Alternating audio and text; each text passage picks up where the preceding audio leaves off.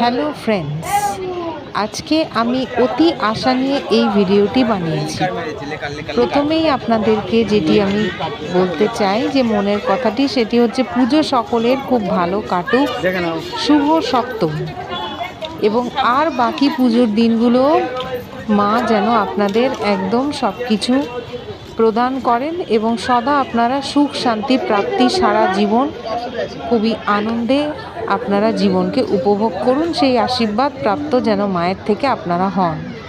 এই ভিডিওটি আমি বানিয়েছি ঠাকুর ভক্তদের নতুন কিছু উপহার দেব বলে, এবং আমি এই আশাও রাখছি যে এই ভিডিও দেখার পরে আমার সাবস্ক্রাইবার বন্ধু আরও বাড়বে এবং অতি অবশ্যই আপনারা আমার বড় ভিডিওগুলো এর সাথে ফলো করবেন, যাতে আপনাদের কোনো রকম কোনো কিছু জানতে বা বুঝতে অসুবিধা না হয়।